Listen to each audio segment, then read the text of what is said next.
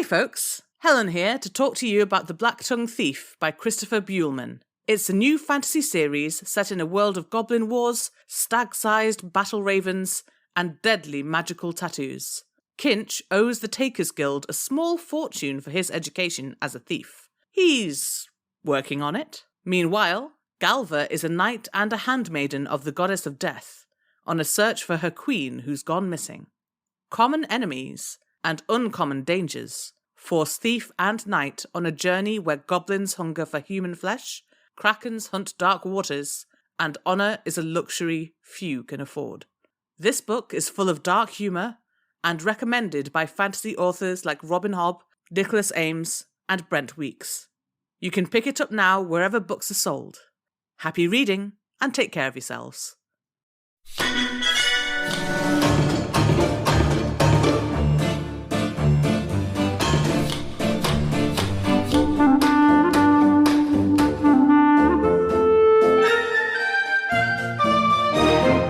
Welcome to episode 198 of the Rusty Quill Gaming Podcast. I'm your host and GM, Alex Newell, and with me today I have... Ben Meredith. Bryn Monroe. Lydia Nicholas. And Helen Gould. And who are you playing? Zolf Smith. Hamid Salah Haroon Al-Tahan. Sel Sidebottom. And Azu. One more time, who are you playing, Helen? I'm playing Pippin Took. Yeah! Fabulous. So, I believe the last thing that happened is completely blameless drums in the deep, right? Yes. Good. So, you are still in the main hallway, which is lit by the light wells. You have taken out the Waddly Menace and are now in a hallway that's populated only by plants that are semi-aware, semi-alive, half corpse, half interjected into planar entity. Gross. Wait, Did everyone else feel that just then? feel what? Feel what? You'll have to be a bit specific about that. Like, for instance, at the moment I feel concern. No, not an emotion, just okay. nasty rumbling thud type of thing below us that seems to be... Okay, well, we can't go back, so we should probably just get a move on and hope that whatever that was don't find us. Okay, right. I like that plan. Skrark will probably say that it looks like it's safe beyond the next door. So Skrark's there is just like, yeah, it's still got light and it's a long tunnel. Does it look clear? Yes, but I don't know why they're out here, but not in there. We'll have to find out. We can't stay here. Agreed. Nods. Also nods. We proceed. Bofsky. Yeah.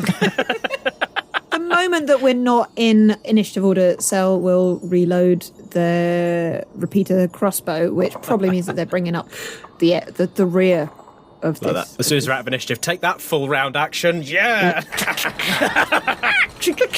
I'm going to do this narratively. Done. As we go further in, Hamid is also going to cast Heroism on Skrark, just to help him survive when he's 2 levels lower than everyone else.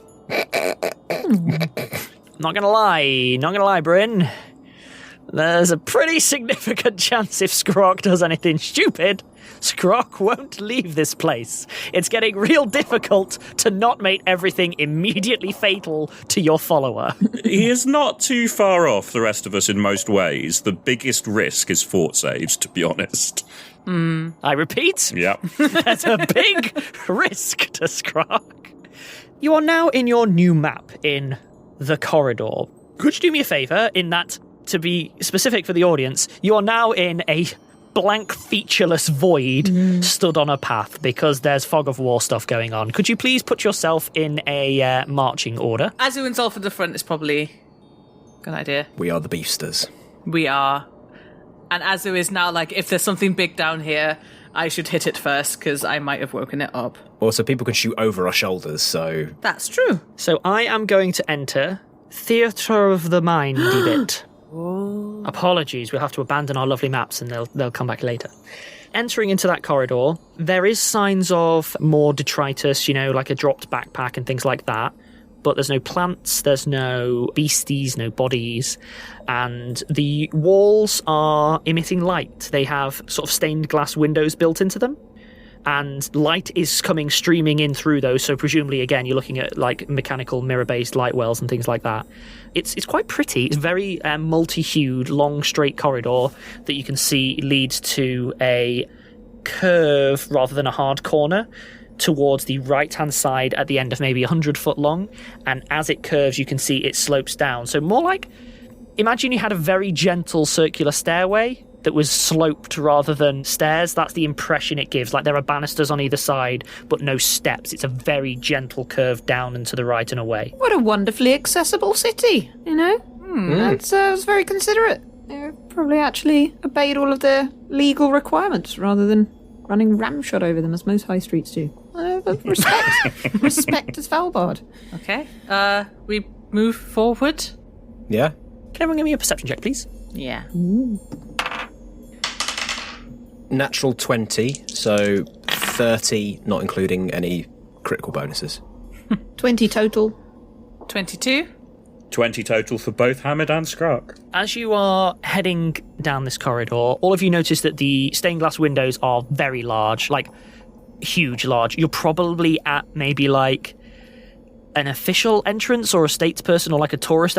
Basically, it's a bit flash, and it's a bit flash for I'm delivering cabbages. So presumably you're in somewhere else. It looks like the pavestones themselves have been, worked extra and things like that. And yeah, you're definitely at like an official entrance. Zolf, you think you hear birdsong from the end of the corridor and round the slope, out of sight. Magical, or in a way where I think they might have built a bloomin' garden, like under the ground or something? Impossible to tell, but they do sound like birds. It doesn't sound like, tweet, tweet. Yeah, sure. Tweet. Everything's fine. I am a bird. This is a bird Just impression. Matt Berry and Peter Serafinowicz at the end going, tweet, tweet. But yeah, you can discern that right at the edge of your hearing. Got bird song up front. Don't know what it means, but... Is that a code word? Nope, literally bird song. Okay. I don't know. Skrark, being super stealth, will offer to scout ahead. Makes sense.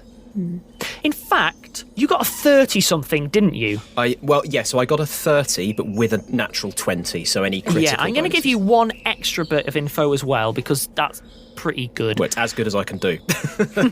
You think there is a very, very, very slight warm movement of air from that end to this end. Like the heat is trying to flow out through the door that you opened, but it's super, super subtle. And I'm getting like And I'll hold my hand out in front of me. a warm breeze as well. I don't know what they've done up there, but it might be some sort of artificial garden or I don't know, it could be feedback from Yerlik, because of the space stuff. So just... Yeah. Was there birdsong in Yerlik? There was, I think, right, Alex? It was quite... There was until you got to the blight. Yeah. I don't know, it don't sound like the ones from Yerlik, but just, be aware something weird is up ahead. I don't know if that's Svalbard being, showing off or something bad. Is it a constant breeze, or is it like something breathing? Think constant breeze. It is... To your mind, it's like you've opened the door. It's convection. And because there is a pressure differential, there is the slight movement. If the door was closed, there wouldn't be any movement at all. So, and I know it's convection thanks to Bryn's quizzing on the science episodes of Stella Further. Yeah, no, it's like, warm air moving to a cold place, so pretty constant. Okay, good. All right, good. Yes, good. Give me a perception check, Azu. Ooh. 21. Just to mess with you specifically, there it is again. Very distant. Ooh, I felt it again. I felt the rumbly, suddy. All right. You're feeling it in your toes. I feel it in my fingers and my toes. Would you say it is all around you? Is the feeling growing? Yes. No. Why are you laughing? That's really serious. I don't know what it could be. I specifically did not ask that question using my in-character voice. I repeat, you are in a corridor. All right, yeah, no, let's get a move on. A good idea, Skrark. You should probably, makes sense. Yeah, Skrark will head out about 25 foot ahead of the rest of the party, just to be a kind of scout. Can you give me a perception check for Skrark?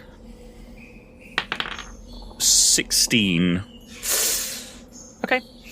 So, as you all head down the corridor, etc., as you're heading down to the far end, Skrark calls a sudden stop and sort of pulls out a pouch of soot or something and sort of blows it in front of one of the flagstones in front of you. And you can see that it slightly disturbs, and he points to it and just sort of says very quietly, "It's a trapped flagstone. I don't know what it does, though." So Skrark does get bonuses versus traps because of the whole rogue thing. Like, he has disabled device, I think does Cell, so they might be able to... He could now do the disabled device to try and discern it, yes. I'm going to say, give me a roll. I rolled a 2, so 17. He stumped Cell if they want to give it a go. Yep. So we'll give it a go. Let me just... 28, disabled device. Yes, okay, cool. It takes a little bit of work. It's pretty well made for what it's worth, but it doesn't seem to be aimed at being undetected so much as just subtle. Yeah, my assumption is that this is something that is actually built into it being a tourist thing. So you walk through and it makes a nice show or something. So, as you are sort of tracing it out and starting to have a look at the mechanism, that holds up. You think that it's something to do with the stained glass windows. Right, so they'll like move to look at you or something. Basically, you think that it is a non-lethal, something to do with the windows. Maybe it'll open them or reorient them or something like that. It's a tourist thing, probably. It's just a... I mean, it's good not to step on it, but it's just a way to interact with the light show that's going on. So it's like a welcome to Svalbard kind of thing. Yeah, quite possibly. But, you know, if we're trying to be sneaky, it's great not to start. They're like, welcome. Wait, welcome to Svalbard. Yeah. No. You can see songs. Skrark is a very sensible person, but is looking beseechingly at the others. Yeah, you're right. We shouldn't. Hey, you can come back. You can come back when we've sorted this out. Yeah, if we get through and we actually want to distract anything that's chasing us, very good to know about. We can push it, right? Then we can push it, yeah? Then we absolutely should push it. Because, you know, like explosions, You're right. light show, We'd be fools not to push the button. Exactly. I mean, really, Exactly. Scott, in the long term, we would be fools not to push it. But maybe, like, their hand harbors over it. But maybe not now. No, not. And hey, Not look, now. once we've sorted all of this out, you can come back to Svalbard as a tourist, Oh, okay? good. I've always wanted to. Oh, that'd be amazing. I know, Should we I've heard so many continue? things Should we... Oh, Yeah, should let's we? go. Yeah, we should, yeah. Let's... I mean, have you read about the mechanisms that you can write? Like the I think they call them roll costers. Cell, Azu's right, we should concentrate. we can move and talk. So, maybe. I am going to progress time to you start heading down this slope. It's a very gradual slope down and is accompanied still by these stained glass windows all the way down. As you start heading further and further down, all of you start to feel it is getting ambiently warmer. And all of you eventually start to hear birdsong. It sounds natural, and it isn't a cacophony. It is just sort of standard. I don't know how else to put it. Like it's just normal can to I- non-naturalist ears. Roll and knowledge nature. It's only an 18. Again, they seem natural to your ear. They don't seem necessarily compatible as bird songs. Okay, that's useful to know. Getting kind of zoo vibes. Yeah. Yeah, that's a good way of putting it. Is like, I wouldn't normally expect to hear an ostrich and a cockatiel having a conversation, but okay. It has a slightly kind of aviary vibe, maybe. So in that wonderfully succinct summary of what it is, imagine that Cell does that for like 30 seconds and gets the same amount of information across. That maybe buys you enough time to start making it towards the bottom. As you do, it starts getting clear that there is a bright source of light at the base of the... I'm going to call it stairway, even though it's not stairs. And there is an elaborate stone arch covered in leaves and such. Normal leaves or freaky, scary leaves? Yeah, exactly. Mithril leaves. Ah, Is Mithril a thing in Pathfinder? yeah. Oh, yeah. I'm wearing a mithril chainmail shirt right now. Gosh, I'll save you from a troll. Okay, all right, let's go.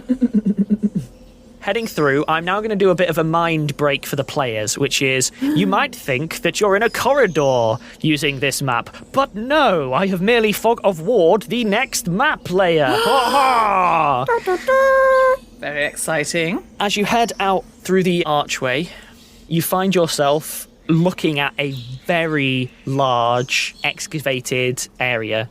Whether it's a retrofitted, like, volcano is debatable. I don't know if it's the geography of that, but it certainly appears to have been a sort of manufactured space. It's too perfect. It's too exactly hemispherical, with a large opening at the top, which is meshed over multiple times, but letting in huge amounts of light. And you seem to be in effectively a large park full of full-grown trees, and to all of your eyes, can everyone give me a perception check, please? Yeah. 15. Oh, 19. 28. 18 for Hamid and 20 for Skrark. Okay, in which case then, there are some slight oddities to it. There is a low-lying mist running throughout the entire park as far as you can see, and your feet feel tangibly warmer than the rest of you. Looking around the outside of this large bowl, you can see these big vents seem to be pouring in some kind of gas, maybe a steam or something, that is rolling down the sides, lingering on the base, and then it slowly dissipates as it raises up. The trees themselves, this is just for free for anyone who's ever looked at nature. This is not a naturally occurring in any way. The collections of species appear to be random. They don't appear to be, like, incompatible. It's not like someone's tried to plant something that needs water in the middle of a sand patch and things like that. But there is no credence paid to, like, areas where it's like, this is this area or that area. It's just rampant. Same when it comes to the birds. There are birds from all four corners of the globe flying around in here.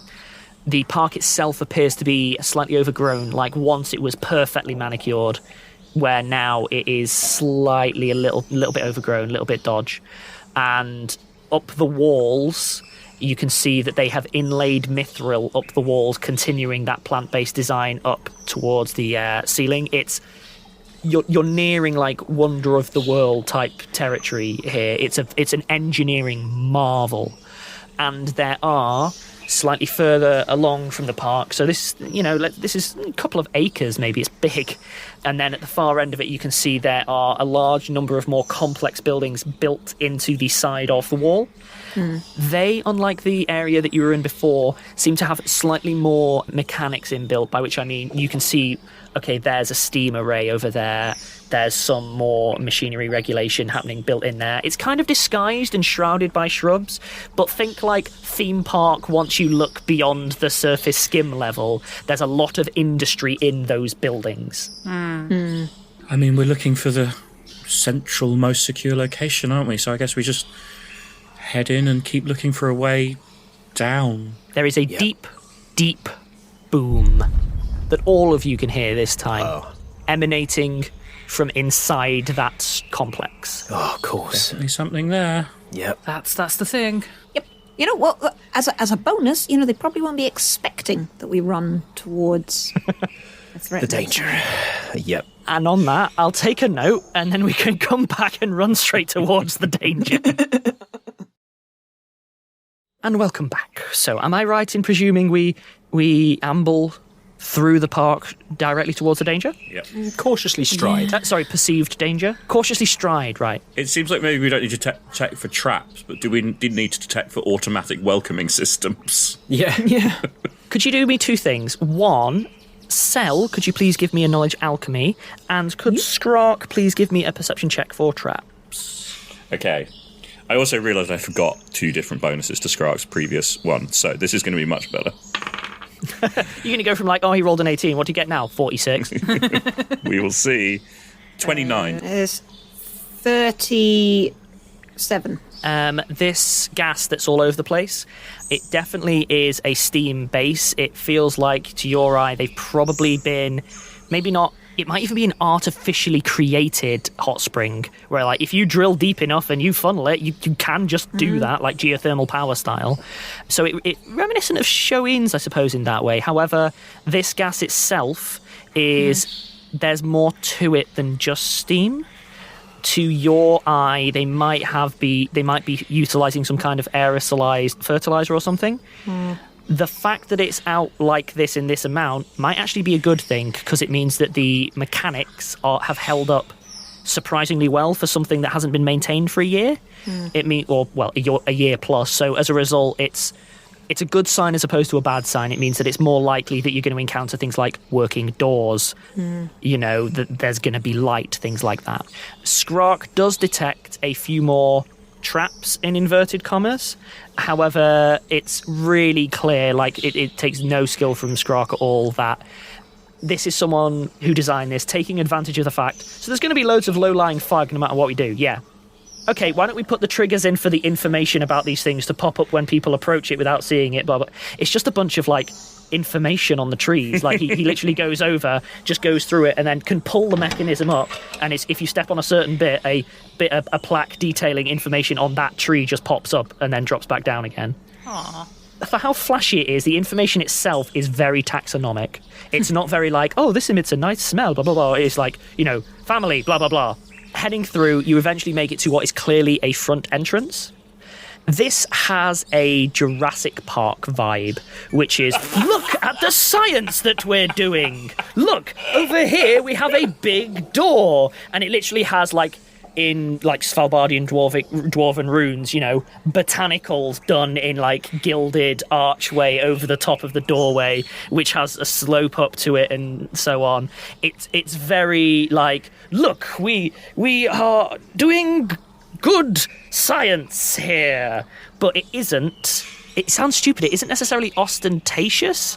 It's just, it isn't emotionless. It's tourist science. Cell is doing the Wallace and Gromit, it's cheese! Joy. This is this is exact. And talking to Skrark, of course, this is exactly as I imagined. As all, I got hold of where to visit, to book, and everything. It's so exciting. Look, and starts talking through the mechanisms in expecting Skrark will be just as excited. I'm thinking Skrark is. Skrark's a bit more interested in who goes to the effort of automating a plaque over, oh look, a big fancy sign of precious metals. But yeah, you're definitely on the same page. Worth mentioning, you may have already factored this in, but obviously I speak Dwarven. I don't know if anyone else does. So if there's any additional information, I can probably pick up on it. No, the plaques themselves were both in Svalbardian Dwarvish, which is, you would be able to ken from the writing. But it also has translations into other languages. And the main sign over the top is a Dwarven runic alphabet for botanicals. That's the only bit that's in Dwarven only. But even to your eye, you're that's someone who thought that the word botanicals looks real cool when it's inlaid with mithril. Let's head in. Yes. Yeah. Let us find Terence. I'm going to check the front door for... terrifying Terence. Can you give me a perception check, please, for Skrark? For traps, specifically? No. Okay. Oh, God, I'm rolling like garbage. 14. Oh, that'd be enough. So Skrark goes up, checks the slope and so on, checks for no other triggers to make a big... or anything like that, hesitates in front of the doors, places his hand to the doors, then recoils and comes back. Yeah, there's something banging the inside of that door. To all of you, you can see there are door handles. There are actual handles there. Something's bashing up against it. Not very hard, but there's something on the other side. Right. Well, let's see if we can find another way in then.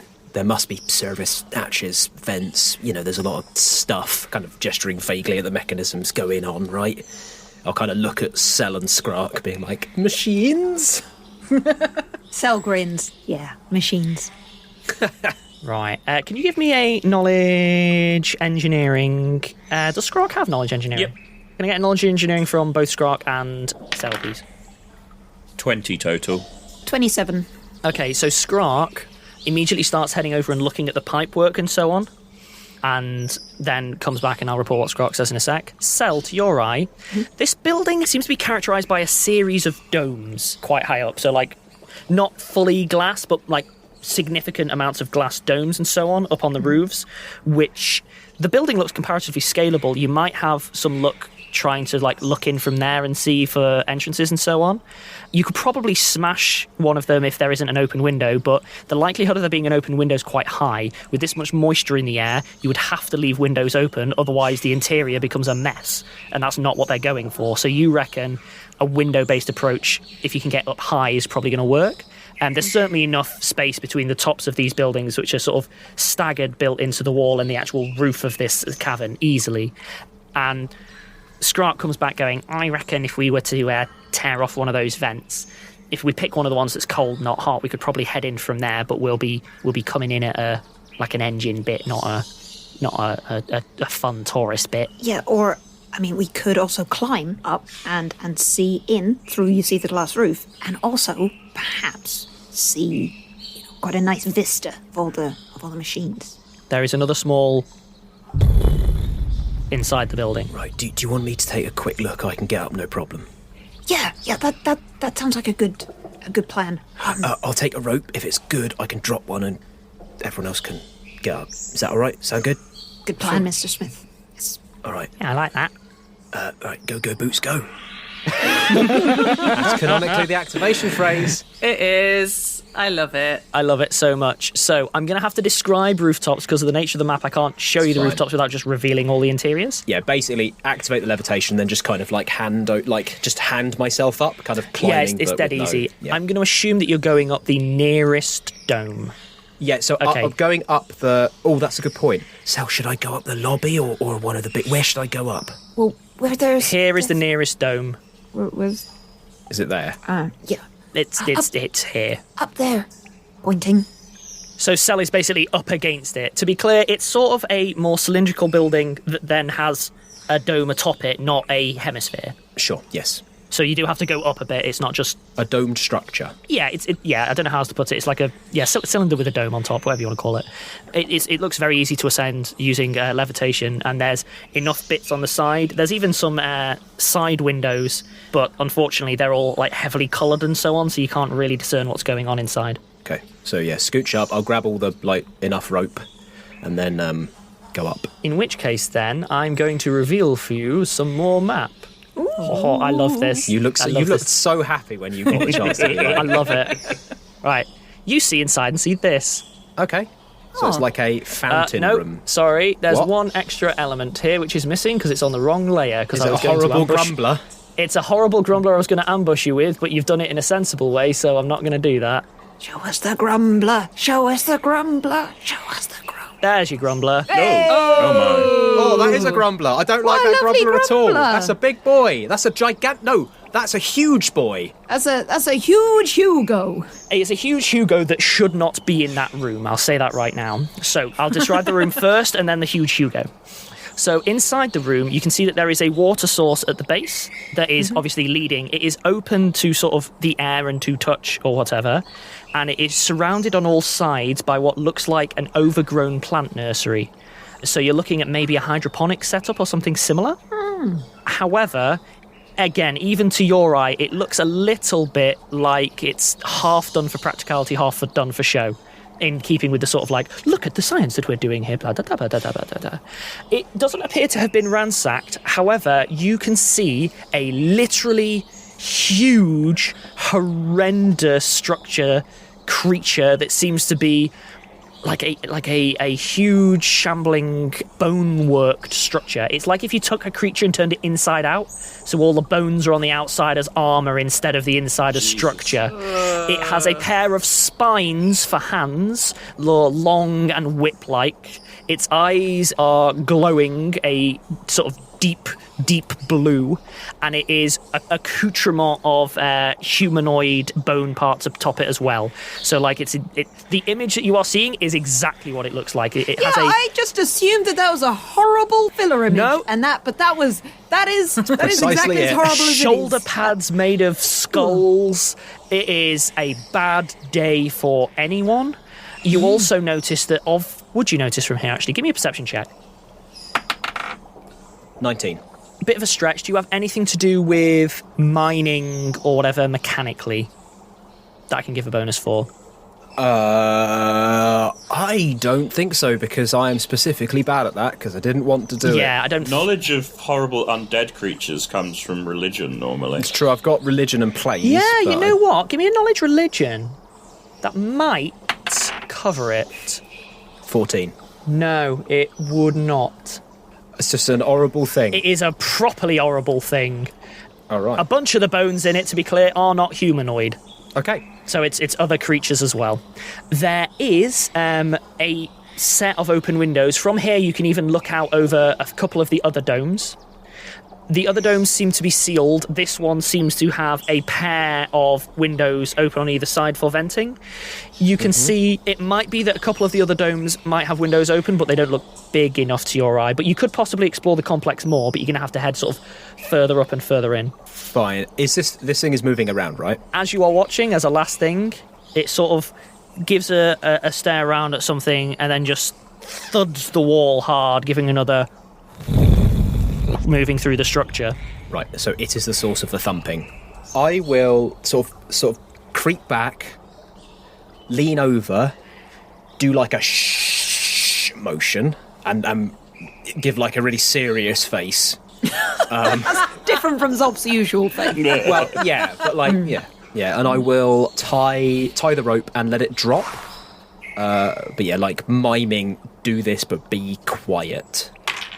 And if you need me to make like a not tying check, or It's fine, yeah, it's fine. You already have the sailor profession anyway, so like we've established no, previously I'm really that that's, good at tying you're knots. really good at knots anyway. It's just whether you wanted me to like maybe roll a natural one and muck it up. But Nah, you're fine. Yeah. oh, is everyone climbed up now? Oh, right, okay, sorry, I thought you'd came down, so you gestured and then for them to come up. Yeah. Actually, no, you're right. I will wait like 10 seconds and go, that's a stupid idea. And then we'll climb back down, and go, right, okay, found the source of the thumps. Scrot gives a big toothy grin and a thumbs up. Yeah, it's an horrible mass of bones, and like just really, it's huge. Like it is huge. Gives a bigger grin and a double thumbs up. Look like a kill switch. Yeah, like gonna be a problem. I have a plan for it though. Okay, I think I can probably deal with it quickly. However, and there's a couple of like open windows there, so if I can get rid of it without it noticing, brilliant.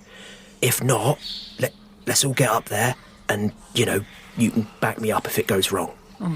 How sure are you? Could we not just walk around it and go into another building? Maybe, but look, I can go and try and take it out. If we take that out, that feels like the biggest threat here. I mean, like literally vibrating feels like You the haven't biggest looked threat. around much, but yeah. I mean, yeah, the other windows look like they're closed. We could maybe climb around and find another way in, but this looks like the best one. Sure. I'm pretty sure I can get in and deal with it. If I can't, well, it's up to you guys if you want to jump in and help me. Like, this is Of my... course we would. No, Obviously we're going to help you, Zolf. fine, but, you know... When you say deal with it, do you mean like make it go away or like explode it into 1,000 pieces, taking out the building at the same time? Unfortunately, because I know where you're going, no, I'm going to shift it to the plane of fire and it won't be able to get back and it'll burn up and die. Oh. That sounds very interesting. I would love to see that. That's a very good idea. Yeah, so I'm going to give that a go. If not, I'm a cleric, it looks undead, I'm going to, blast it as well, but... Sounds like a good plan to me. Let's get up on top. Am I, just quickly, I mean, the other creatures did seem to be phasing in and out. I'm not that familiar with planes, but did seem to have some kind of planar dimension. So there is, of course, the possibility that this will not go as planned. But, it sounds like a good plan. Give me knowledge planes. 12. So I can go off what I reckon, if that's okay. Yeah. I'm going to give you one piece of advice. Yeah. You don't think it has any planar elements to it that you can discern. Yeah. All right, yeah, so from looking at it, it don't look like it's doing that shifting thing, so it might be a different thing. The other thing is, the main plane that we found that's kind of mashing into our one is the ethereal plane.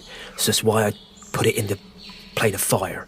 So unless it can plane shift back, also, a plane shift is massively inaccurate, so even if it does come back, it might come back like 100 miles to the north. So... Do you mean, or even to the south, where there's quite a lot of people? I suppose most of them have blue veins. Yeah, or There's up or right. down. So it's Okay. basically... So not in a small innocent village. No, it will deal with the problem here, at least, and, all right, so if we all get up there so you can see whether it works or not, and, help if I need to. So if it doesn't work, are we all like, rah? Or we're all like, rah? Oh, yeah, I mean, just beat the hell out of it, probably. Okay, I can do Everyone that. stay back and I'll bomb it. Yeah. Yeah, we could try the bombs first. Although, But to be honestly, it's so big that we could be stabbing one side and you bombing the other, and we're probably not going to interact with each other. This thing is huge. Cool. I mean, terrible. Yeah, but, Cool. we've got a plan, so that's good. And then I'll float back up. do the rest of us have to do climb checks to go up the rope? Yeah. Remember, if you took those boots, you get a +2 and potentially a reroll on it. And if you're using a rope, you get bigly bonuses. I don't Yep. know, I can't remember what the numbers are, but I think it's like a +5 or 10 or something. It's quite good. Okay. I got a 17. Yeah, you're fine. Skrark scoffs at the idea he might need a rope to climb this. And rolls a 35 on a natural Wow. 20.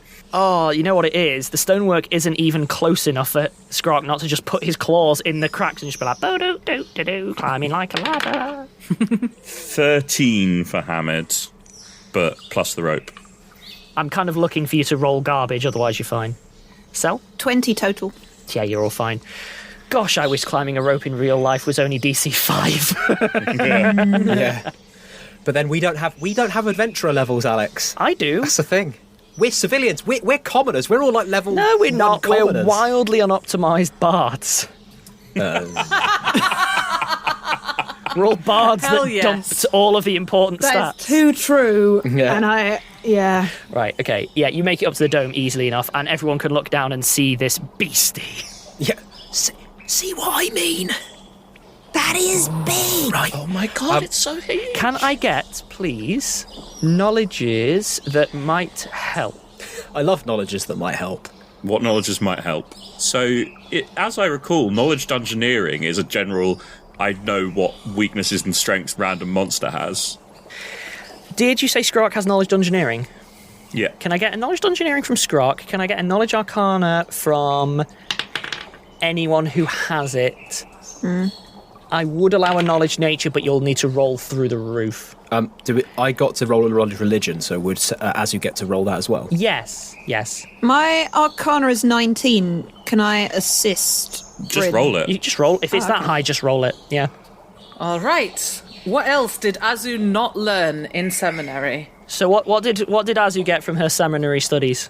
Natural 1. Oh, you were practicing kissing again. I love it. No, this is fine. There's a reason for this one. You know what that's covered in? Bones.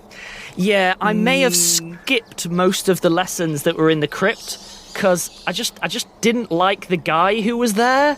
Like he was just really boring, and also the training ground was right outside. It was right there.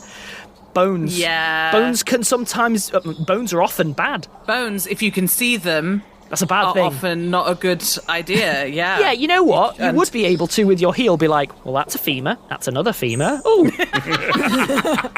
Ooh, a tibia. Exciting. What other knowledges have I got kicking around? I mean, Cell rolled a 28 on Knowledge Arcana, but I do think that they will have done a long ramble about the process of carcinization, in which really, inevitably, we will all become crabs. This undead has become a crab. So, can I also get the score from Hamid, please? 33 knowledge arcana from Hamid. And knowledge religion, I already got from Ben. So, in terms of the knowledge arcana... Dungeoneering. Oh, yeah, dungeoneering. From Skrark was 27. Dungeoneering, Skrark looks at that and goes, I think I've seen something like that before back in Japan. Hamid and Sel, you think you're able to identify what this thing is.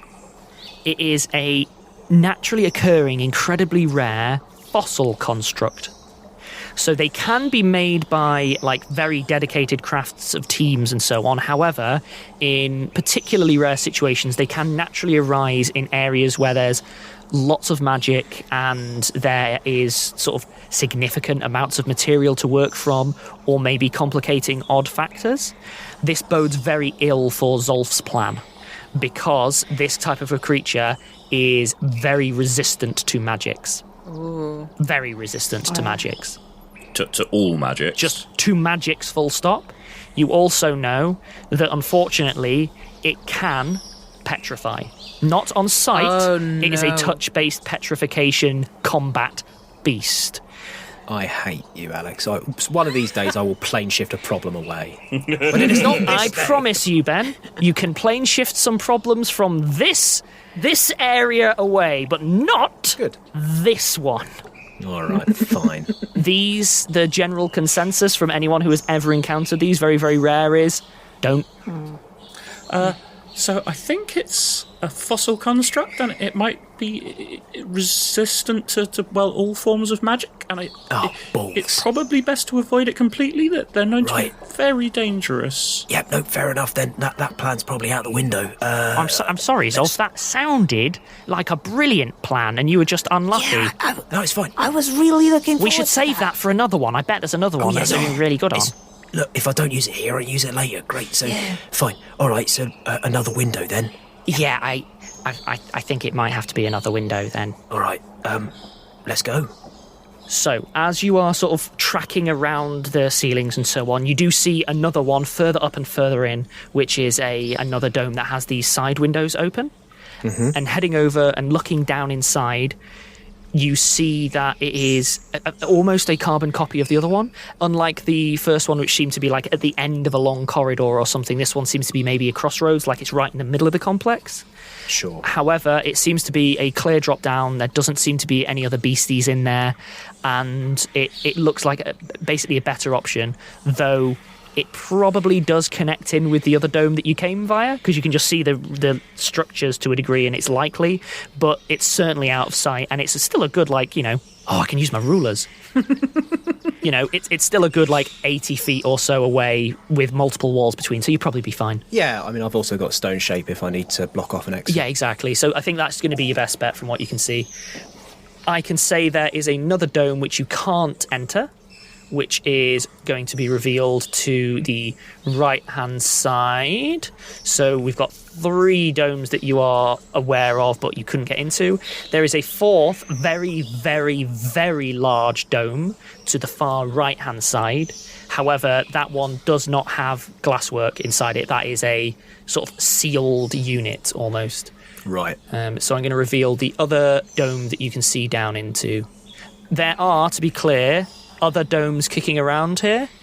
However, most of those are sealed. It's only these sort of 3 core ones that appear to be fully glassed and open. Okay.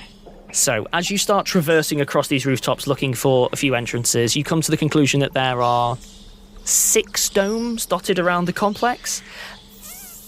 5 of those are of a similar design to what you have seen previously, and 2 of those are absolutely chock full with watcher plants. You couldn't move for them. They've flourished in there. Maybe some people tried to hole up in those spaces and it went bad. I don't know. The 2 middle ones appear to have nothing in there at all. One on the far right is enormous dome but is not glass and seems to be a sealed unit of some kind. And of the 2 that are accessible, that you can see in and have nothing in there, one of them has windows open. The other one looks like it may have meant to have windows open and maybe has had a minor mechanical failure or something similar. So there is one way in, which is decent enough distance from any other beasties that you should be okay to climb down. Sure.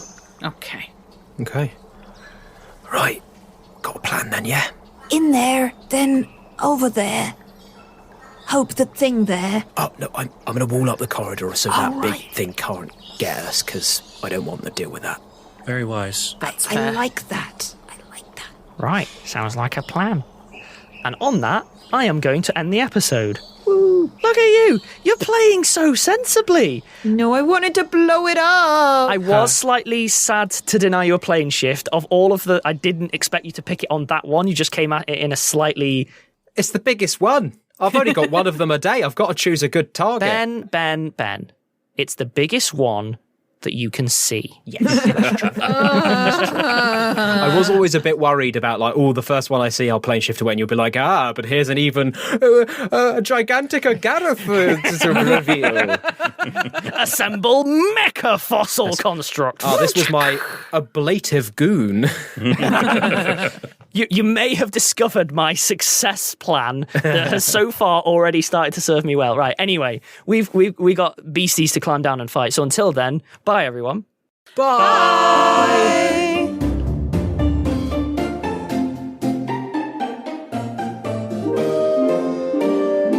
Rusty Quill Gaming is a podcast distributed by Rusty Quill and licensed under a Creative Commons Attribution Non-Commercial Share-alike 4.0 international license. Today's episode was directed by Alexander J. Newell and produced by Hannah Preisinger. To subscribe, buy merchandise or join our Patreon, visit rustyquill.com. Rate and review us online, tweet us at The Rusty Quill, visit us on Facebook or email us via mail@rustyquill.com. Join our community on the Discord or via Reddit at r/rustyquill. Thanks for listening.